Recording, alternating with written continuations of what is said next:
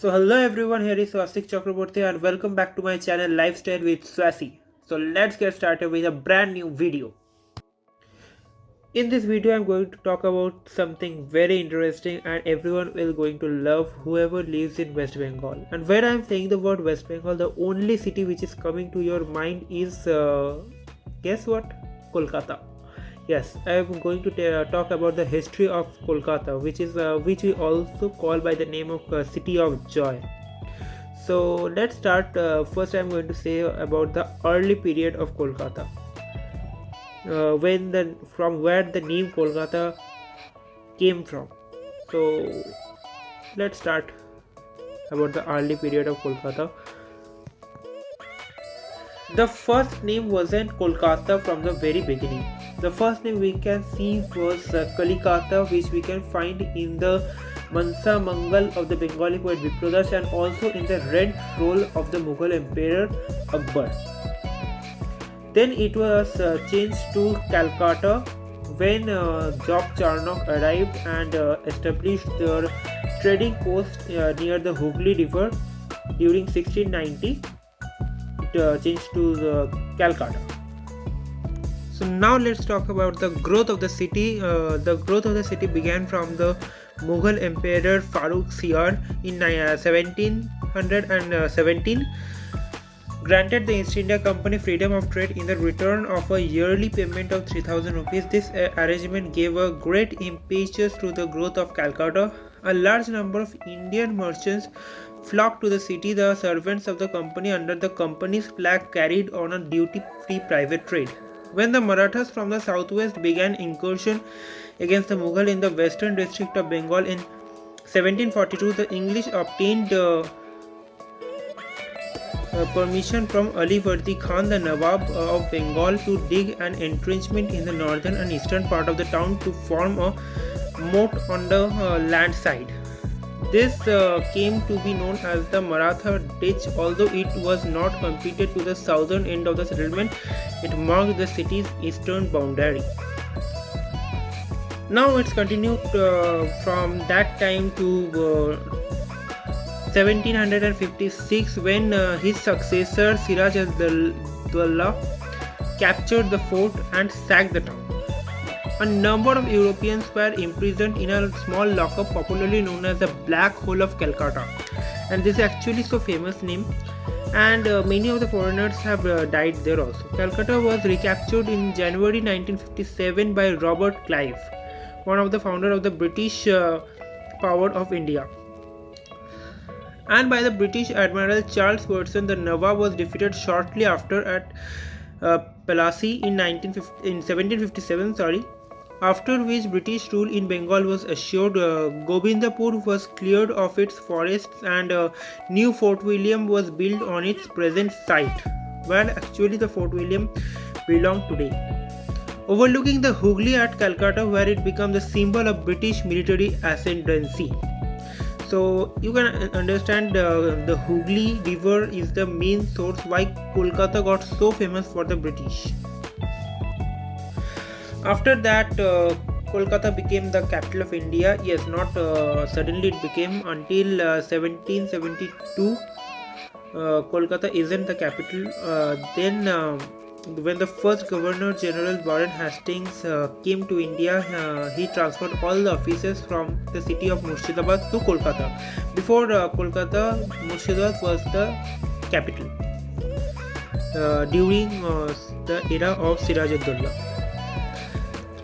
The provincial Mughal capital is Murshidabad, and after that it turns to Kolkata during the British era, and today also it's Kolkata only the capital of our Bengal. In 1773, Bombay, now it is known as Mumbai, and Chennai became subordinate to the government at Fort William. A Supreme Court administering English law began to exercise original jurisdiction over the city as far as the Maratha Ditch, and Maratha Ditch was now popularly known as Acharya Prafulla Chandra and Jagadish Chandra Bose roads.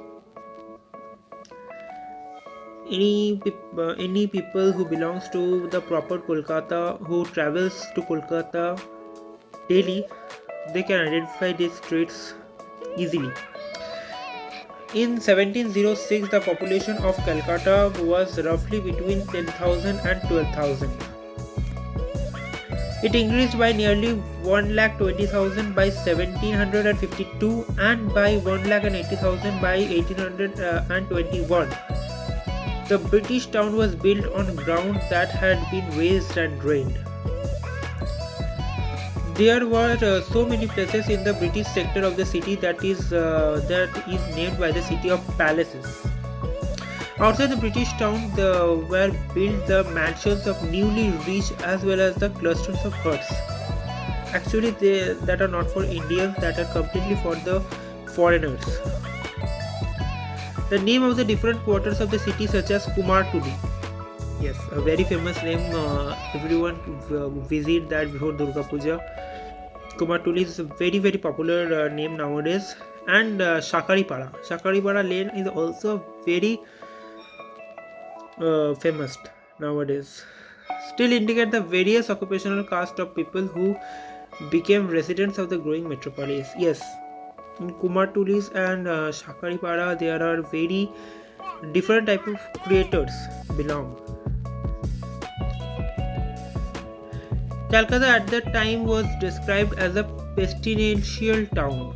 There were few good roads. In 1814, the Lottery Committee was constituted to finance public improvement by means of lotteries, and between 1814 and 1836 it took some effective measures to improve conditions. The municipal corporation was established in 1841. Cyclones in 1864, 67 and 70 devastated the poorer and low-lying areas. Then the British took the decision of abolition of the inland custom duties in 1835, created an open market and the construction of railways beginning in 1854, further quickened to development of the business and industry. It was at this time that the GT Road, which we all know, the Grand Trunk Road from Calcutta to Peshawar, was completed. British mercantile banking and insurance interests flourished. The Indian sector of Calcutta also became a busy hub of commerce and thronged with people from throughout India and many other parts of Asia. Calcutta became the intellectual center of the subcontinent. And with Calcutta is going during the British period, and now it's time for the independence of India. The turn of the 20th century marked the beginning of the troublesome period for Calcutta. Lord Curzon, Viceroy of India, partitioned Bengal in 1905, making Dhaka the capital of Bangladesh and capital of Eastern Bengal and Assam. Insistent agitation led to the annulment of this partition in 1911, but at that time the capital of British India was removed from Calcutta to Delhi. And this is the time when the capital of India was Delhi. From Murshidabad it was to Kolkata, and now it's to Delhi, where the government could enjoy the relative calm, as capital cannot lie in the border area. It is a rule actually.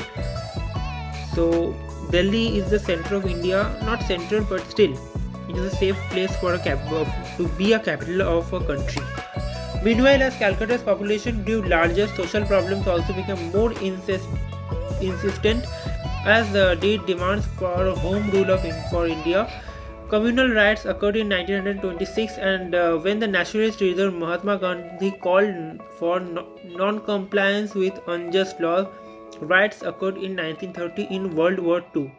Japanese air raids upon the Calcutta docks caused damage and loss of life. The most serious communal riots of all took place in 1946, when the partition of British India became imminent and tension between Muslim and Hindus reached their height. And after that, after the partition of India, Kolkata became the capital of the West Bengal. So in 1947, the partition of Bengal between the newly independent India and Pakistan constituted a serious setback for Calcutta, which became the capital of West Bengal, only losing the trade of a part of its former hinterland. At the same time, millions of refugees from the eastern portion of Bengal, which had become East Pakistan, now Bangladesh, flocked to Calcutta, aggravating social problems and increasing overcrowding, which had already assumed serious proportions. Economic stagnation in the mid 1960s further increased the instability of the city's social and political life and fueled the fight of capital from the city. The management of many companies was assumed by the state government. In 2001, the city's name was officially changed from Calcutta to Kolkata. Although Kolkata is not economically dynamic as some of the other major Indian cities, it continues to be cultural, artistic, literary, and intellectual center.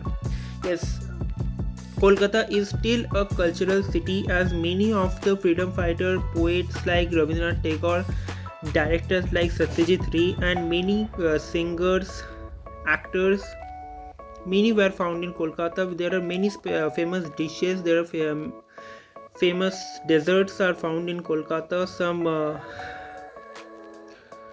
It's everything is from Kolkata.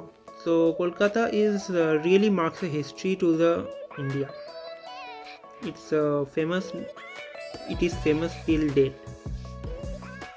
And with this, I'm concluding this video. And please stay tuned for my next video. Subscribe my channel if you haven't subscribed, and please give a positive comment and any mistake I have done. Bye bye.